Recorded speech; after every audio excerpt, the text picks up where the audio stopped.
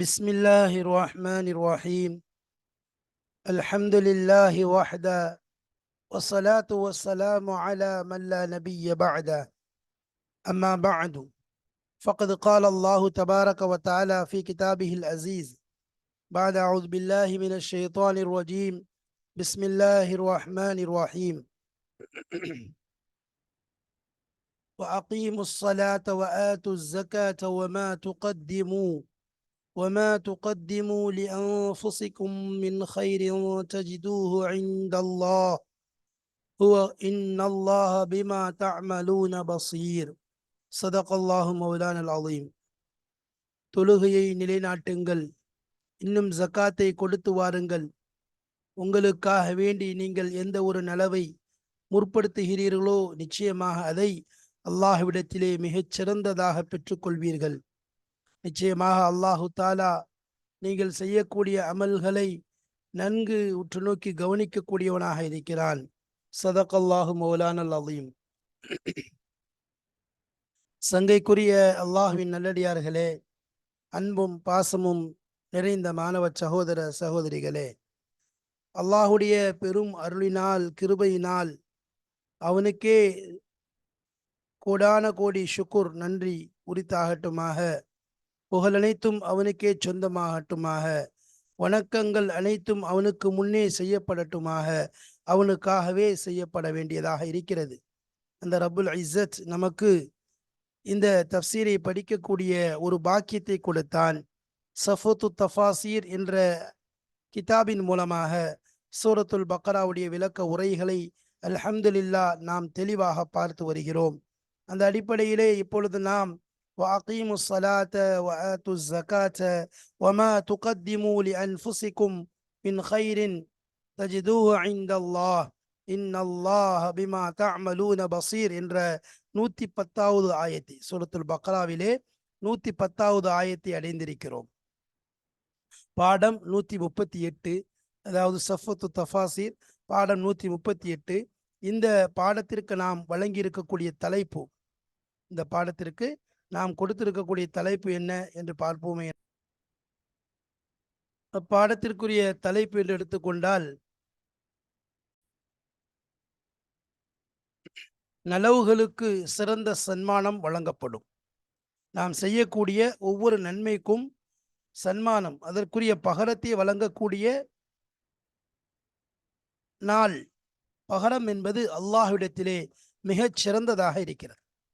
அதை அல்லாஹு தாலா பல இடங்களிலே குர்ஆனிலே கூறியிருக்கிறான். மனிதன் இந்த உலகத்திலேயே ஒவ்வொரு விஷயத்திற்கும் அவசரப்படுகிறான்.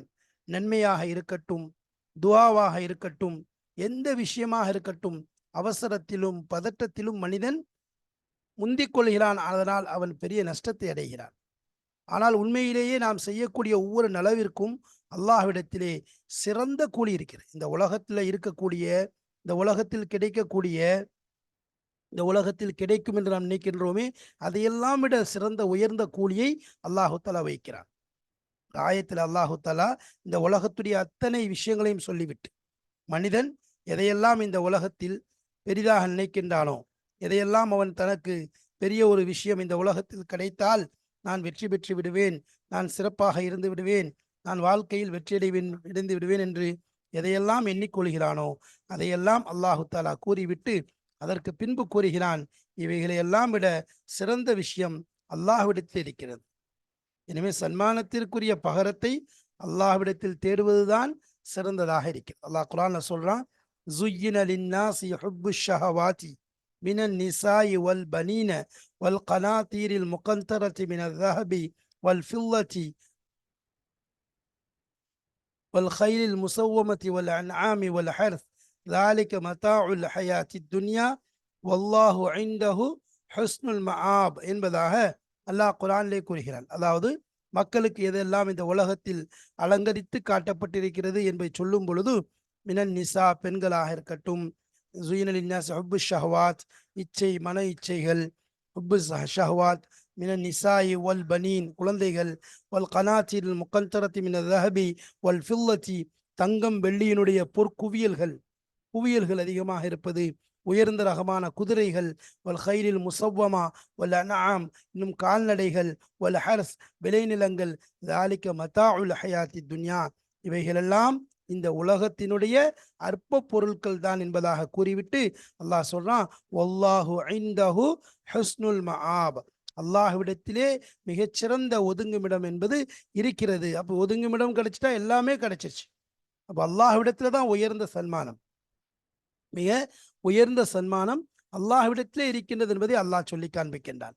அதே போல சூரத்துல் முஸம்மில் என்ற சூறாவில் அல்லாஹ் சொல்லும்போது தஜிதுஹு ஹைரன், அதாவது நீங்க என்ன செய்வீங்க, இந்த உலகத்துல கிடைக்கக்கூடிய, இந்த உலகத்துல நீங்க பெறக்கூடிய சன்மானத்தை விட உயர்ந்ததாக சிறந்ததாக எங்கே பெற்றுக்கொள்வீர்கள், அல்லாஹ்விடத்தில் பெற்றுக்கொள்வீங்கன்னு சொல்லி ஒரு ஆயத்துல சொல்லும்போது, வஅகீமுஸ் ஸலாத்த வஆத்துஸ் ஸகாத்த வமா துகத்திமூ லிஅன்ஃபுஸிக்கும் وأقيموا الصلاة وآتوا الزكاة وأقرضوا الله قرضا حسنا وما تقدموا لأنفسكم من خير تجدوه عند الله هو خيرا وأعظم أجرا هو خيرا وأعظم أجرا மிகச் சிறப்பானதாகவும் இன்னும் கூலிகளில் மிக உயர்ந்ததாகவும் பெற்றுக்கொள்வீர்கள். இந்த உலகத்துல கிடைக்கிறது, இந்த உலகத்துல எதிர்பார்க்கிறதுங்கிறது அழிந்து போகக்கூடியது, நிலையற்றதாக இருக்கிறது. ஆனால் மறுமையில கிடைக்கக்கூடிய சன்மானம், அல்லாஹ்விடத்துல கிடைக்கக்கூடிய சன்மானம் மிக உயர்ந்தது, நிலையானது என்பதை அல்லாஹ் பல இடங்களில் கூறி காண்பிக்கின்றான். குல் உனப்பியுக்கும் என்று அதற்கு கீழே அந்த ஆயத்துக்களே சொல்றான். உங்களுக்கு அல்லாஹ்வுடைய நல்லடியார்களுக்கு இந்த உலகத்துல பல விஷயங்கள் செய்து அல்லாஹ்வுக்காக தியாகம் செய்த அவர்களுக்கு அவருடைய ரப்பினிடத்திலே என்னது இருக்கின்றது என்பதை நான் உங்களுக்கு சொல்லட்டுமா, இதைவிட மிகச்சிறந்த இருக்கின்றது என்பதை அறிவீங்கள் நபியே என்பதாக நபி ஸல்லல்லாஹு அலைஹி வஸல்லம் அவர்களுக்கு அல்லாஹ் கட்டளையிடுகிறான். எனவேதான் அல்லாஹ்விடத்திலே சன்மானத்தை எதிர்பார்ப்பது, பகரத்தை எதிர்பார்ப்பது, கூலி எதிர்பார்ப்பது அது உயர்ந்ததாக இருக்கிறது, அது நிலையானதாக இருக்கிறது. அங்குதான் தேவையும் கூட. அதைத்தான் இங்க சொல்லப்படுது, நலவுகளுக்கு சிறந்த சன்மானம் வழங்கப்படும் எங்கு, அல்லாஹ்விடத்திலே, ரப்பிடத்திலே கிடைக்கக்கூடிய சன்மானம் உயர்ந்ததாக இருக்கிறது. பாருங்க, அந்த அடிப்படையில் தான் அந்த ஆயத்தை நம்ம ஓதி காண்பித்தோம். வாகீமுஸ் ஸலாத்த வஆத்துஸ் ஸகாத்த வமா துகத்திமூ லிஅன்ஃபுஸிக்கும் மின் கைரின் தஜிதுஹு இன்தல்லாஹ் இன்னல்லாஹ பிமா தஅமலூன பஸீர். இப்போ மேல இருந்து அல்லாஹ் என்ன சொல்றான் அப்படிங்கிறத பார்த்துக்கொண்டு ஷலா கிதாபுடைய இபாரத்தை பார்ப்போம். வாருங்கள். பிஸ்மில்லாஹிர் ரஹ்மானிர் ரஹீம். அப்போ அல்லாஹு தாலா சென்ற ஆயத்துல சொன்ன விஷயம் என்ன என்று பார்த்தோமே என்றால், அல்லாஹ் கடைசி அங்க எங்க முடிச்சான், அவர்கள் அந்த யூதர்கள் செய்யக்கூடிய அந்த சூழ்ச்சிகள் பார்த்தால் நல்லவர்களை போன்று உங்களை அழைப்பார்கள், தீனை விட்டு தூரமாக்க முயற்சிப்பார்கள், உங்களுக்கு நலவு செய்வதை போன்று தங்களை காண்பிப்பார்கள், ஆனால் அவர்களோ பொறாமையின் காரணமாகத்தான் அவ்வாறு செய்கிறார்கள் என்பதாக அல்லாஹு தஆலா சொல்லிவிட்டு சொன்னான். ஃபஅஃபு, அங்கிருந்து நல்ல விஷயங்களை சொல்ல ஆரம்பிச்சிட்டான். ஃபஅஃபு, மன்னித்து விடுங்கள், வஸ்ஃபஹு, இன்னும் அவர்களை கண்டுகொள்ளாதீர்கள் என்பதாக சொல்லிவிட்டு அல்லாஹ்வுடைய கட்டளை வரும் வரைக்கும் நீங்கள் இந்த விஷயத்தை செய்யுங்கள் என்பதாக சொல்லி, இன்னல்லாஹ் அலா குல்லி ஷைஇன் கதீர், அல்லாஹு தாலா ஒவ்வொரு வஸ்துக்களின் மீதும் ஆற்றல் பெற்றவன், சக்தி பெற்றவன் என்பதை சொல்லி காண்பித்தான். அப்ப அதை தொடர்ந்து அல்லாஹ் சொல்றான், இன்னும் எனது நீங்கள் நலவுகளை அதிகமாக செய்ய வேண்டும்.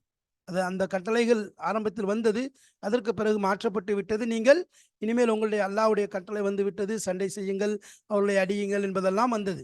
அதை தொடர்ந்து அல்லாஹு தஆலா சொல்கிறான், வ அகீமுஸ் ஸலாத்த வ ஆத்துஸ் ஸகா, இகாமத்துஸ் ஸலா, அதாவது தொழுகையை நிலைநாட்டுங்கள், வ ஆத்துஸ் ஸகா, ஸகாத்தை கொடுங்கள். அதாவது ஹாஃபிது அலா உமூதைல் இஸ்லாம்,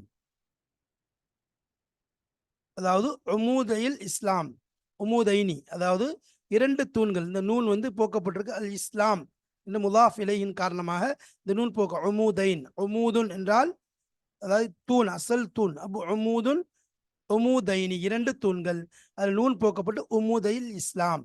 அப்போ ஹாஃபிது, ஹாஃபிது என்றால் கடைபிடித்து வாருங்கள், நன்கு கவனித்து செய்யுங்கள், அதாவது தொடராக செய்யறது, கடைபிடித்து செய்யறது.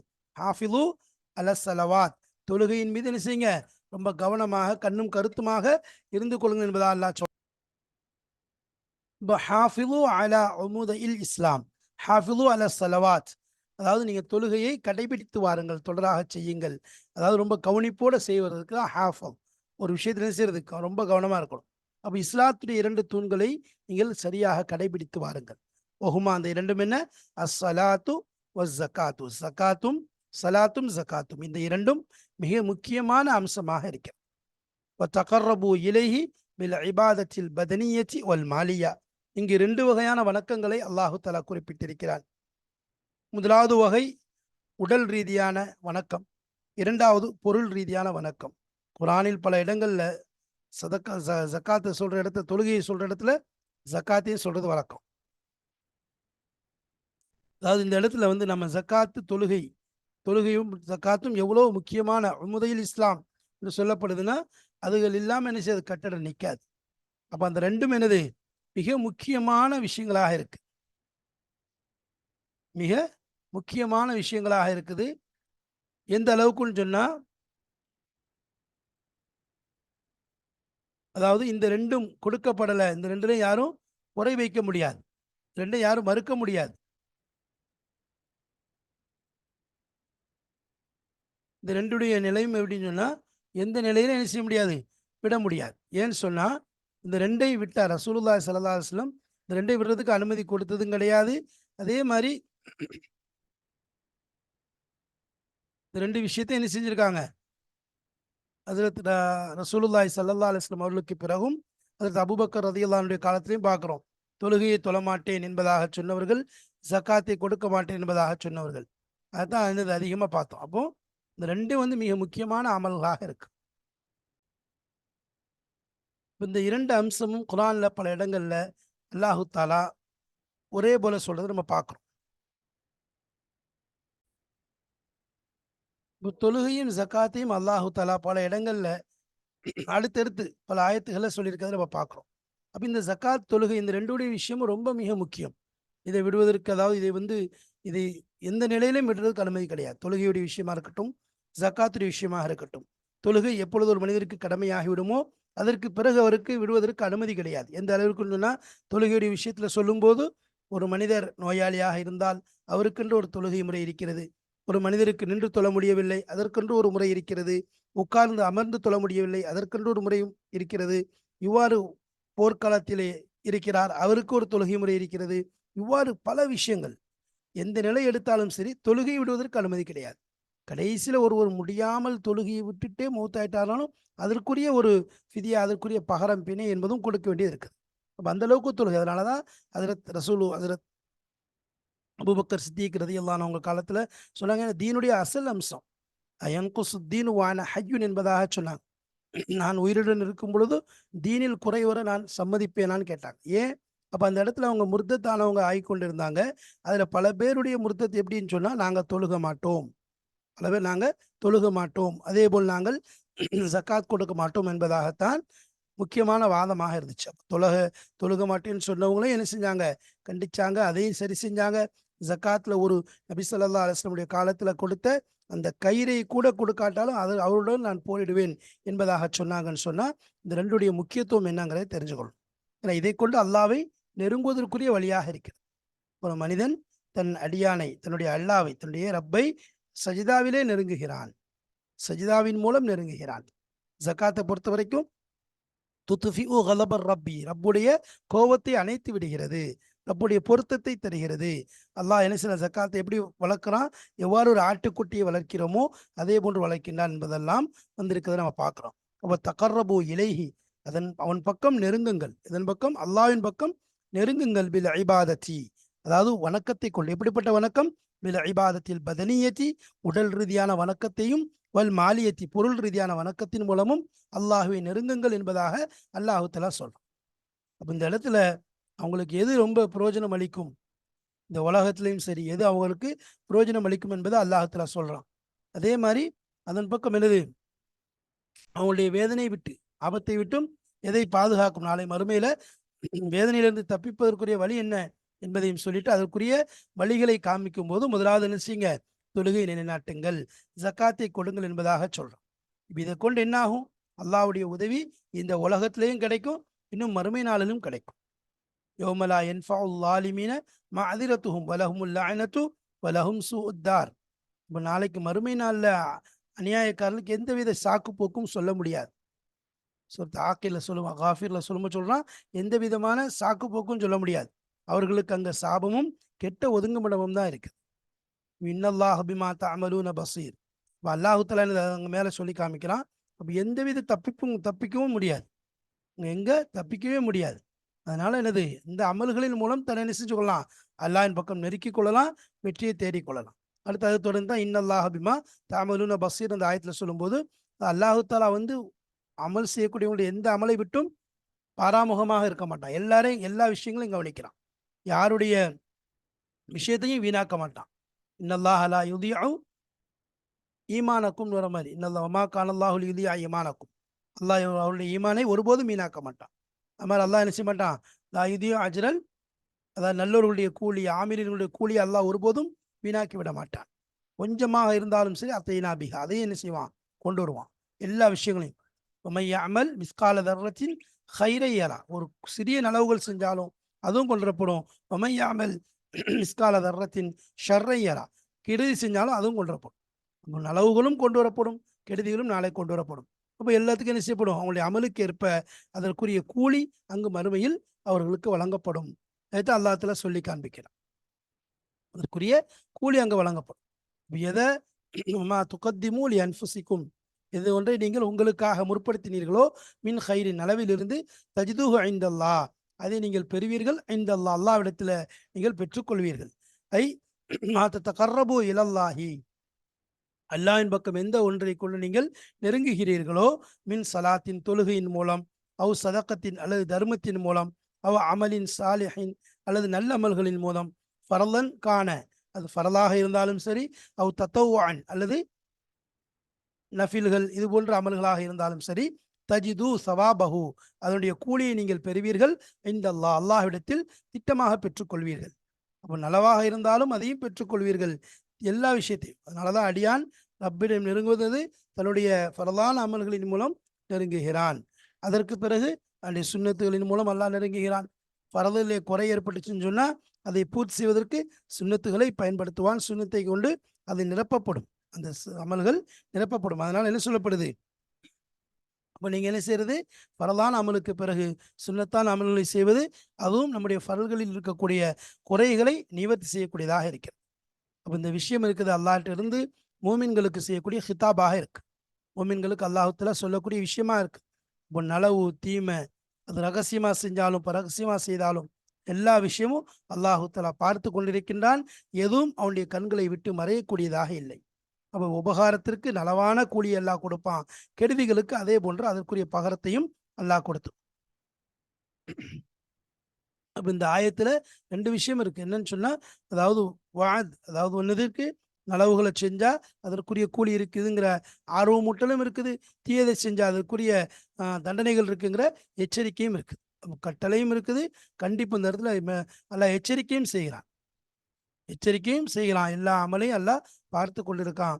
அதே மாதிரி அதை என்ன செய்வான், கண்டிப்பா அதை பற்றிய விசாரணை, அதை பற்றிய கேள்விகள் நம்மிடம் என்ன செய்யப்படும், கேட்கப்படும் என்ற விஷயத்தை அல்லாஹ் சொல்லிட்டு இருக்கு. அதனால என்ன செய்யுது, நாம செய்யக்கூடிய அமல்கள், இந்த அமல்களின் மூலமாக அல்லாஹ்வை நெருங்குவதற்கு முயற்சி செய்வது, அல்லாஹ்வை நெருங்குவதற்கு முயற்சி செய்வது, இதுதான் நம்முடைய முயற்சியாக இருக்கு. மோமின்களுக்கு நம்ம ஏற்கனவே சொன்ன மாதிரி முதல்ல அஃபு செய்யுங்க, மன்னியுங்கள் என்பதாக சொன்னான். அடுத்து யகூதிகளை விட்டு விடுங்க, விட்டு கொள்ளுங்க, அவங்கள கண்டு கொள்ளாதீங்க என்பதாக சொன்னான்.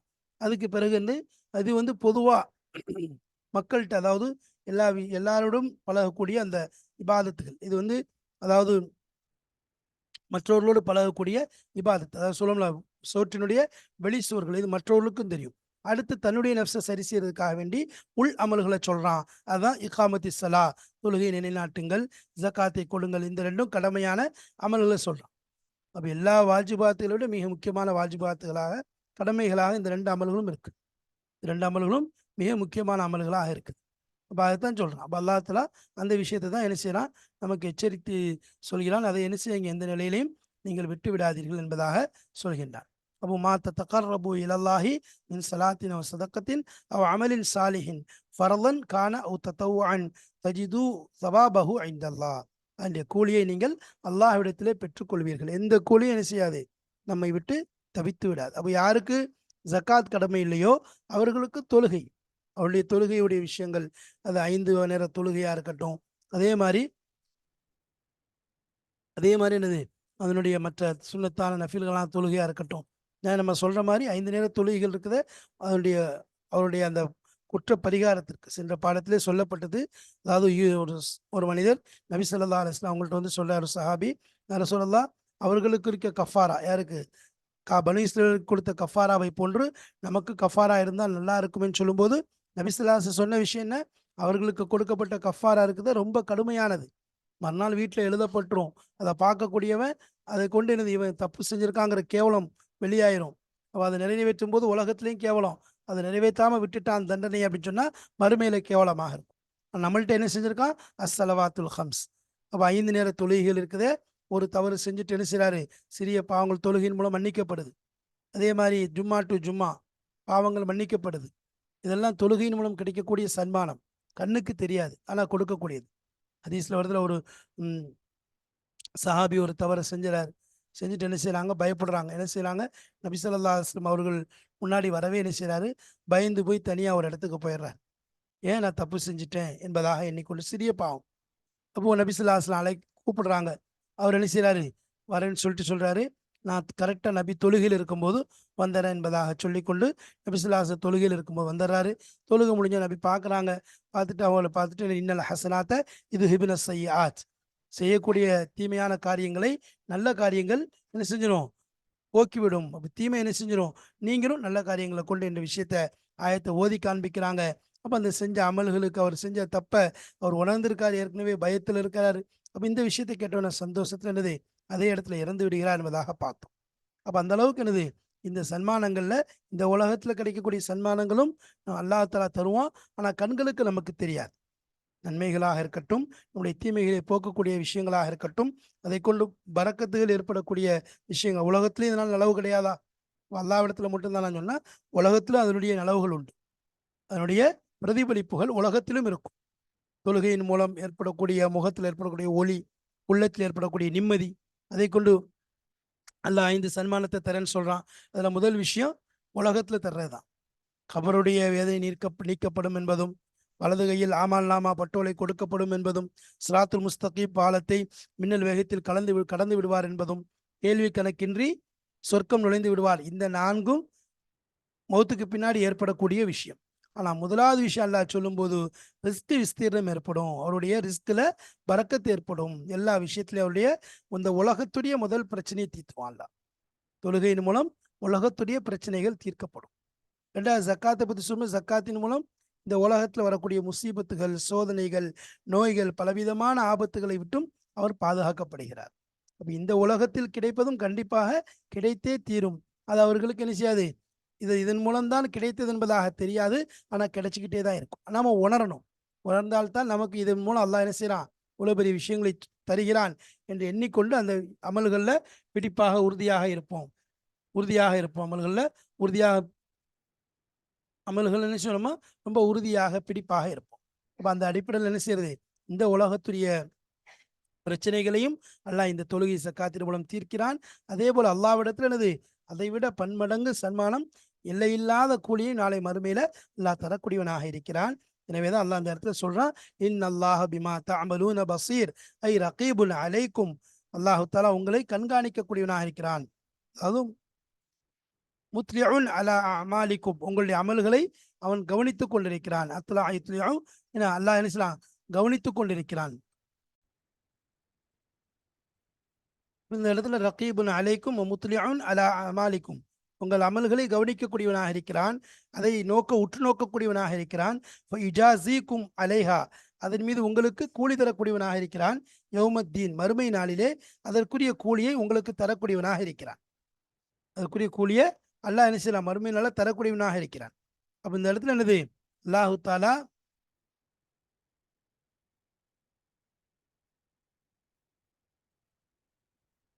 அப்ப என்ன செய்யலாம்? அல்லாஹு தாலா தரக்கூடியவனாக இருக்கேன். எந்த அளவுக்கு தருவான்? ஹதீஸ்ல வர மாதிரி பல இடங்கள்ல வருது. தஜ்தூஹு இன்தல்லாஹ்ங்கிறது என்னது?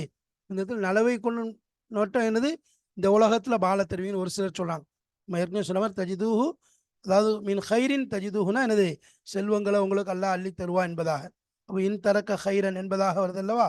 அப்ப அதே மாதிரி இன்னும் ஜக்காத் சதக்கால இருந்து நீங்க இந்த அல்லாஹ்விடத்துல பெற்றுக்கொள்வீங்கன்னா அதனுடைய பிரதிபலனை பெற்றுக்கொள்வீங்க. எந்த அளவுக்கு பிரதிபலன்? ஒரு லுக்மா, ஒரு கை அளவு கொடுத்தா அதுக்கு அல்லாஹ் உஹது மலை அளவு அதற்குரிய பகரத்தை கொடுக்கிறான் என்பதாக, இதெல்லாம் அல்லாஹ் கொடுக்கக்கூடிய பகரமாக இருக்கிறது. அல்லாஹ பிமா தஅமலூன பஸீர். அல்லாஹ் ஒவ்வொரு விஷயத்தையும் உற்று நோக்கக்கூடியவனாக இருக்கிறான் என்பதாக சொல்லப்படுகிறது. அப்ப இந்த ஆயத்துகளின் மூலம் அல்லாஹு தாலா நலவுகளை நாம் அதிகமாக செய்ய வேண்டும். அதற்குரிய சன்மானத்தை, கூலியை அல்லாஹ்விடம் எதிர்பார்க்க வேண்டும். ஆனால் உலகத்தில் அதனுடைய பரக்கத்துகளும் அதனுடைய பிரதிபலன்களும் கண்டிப்பாக நமக்கு கிடைத்தே தீரும் என்பதையும் அல்லாஹ் இந்த ஆயத்துகளின் மூலம் நமக்கு உணர்த்துகிறான். எனவே மேலிருந்து அல்லாஹுத்தாலா சொல்லும் பொழுது நலவுகளை அதிகமாக செய்து வாருங்கள், அதற்குரிய பிரதிபலன்களை மறுமையில் கண்டிப்பாக பெறுவீர்கள். இந்த உலகத்திலும் அது உங்களுக்கு ஏதாவது ஒரு ரூபத்திலே, ஏதாவது ஒரு உருவத்திலே உங்களுக்கு கண்டிப்பாக கிடைத்தே தீரும் என்பதை அல்லாஹ் நமக்கு உணர்த்தி காண்பிக்கின்றான். எனவே அல்லாஹு தாலாவுடைய விருப்பத்தை போல், அவன் விரும்புவதைப் போல் நாம் அமல்கள் செய்யக்கூடிய மக்களாக, அவனுடைய நல் அடியார்களாக அல்லாஹ் நம்மை ஆக்கி அருள் புரிவானாக. தொழுகையை பயபக்தியோடு, தக்வாவோடு, இறையச்சத்தோடு நிலைநாட்டக்கூடிய நல் தௌஃபீக்கை தந்தல்வானாக. இன்னும் மேலும் நமக்கு அல்லாஹு தாலா வசதி வாய்ப்பையும் தந்து ஜக்காத்தை கொடுக்கக்கூடிய, சரியான முறையில் கணக்கு பார்த்து ஜக்காத்தை கொடுக்கக்கூடிய நல் பாக்கியத்தையும் அல்லாஹ் நமக்கு தந்து அருள் புரிவானாக. வாஹிர் தாவானா அனில் அல்ஹம்துலில்லாஹி ரப்பில் ஆலமீன். அஸ்ஸலாமு அலைக்கும் வரஹ்மத்துல்லாஹி வபரகாத்துஹ்.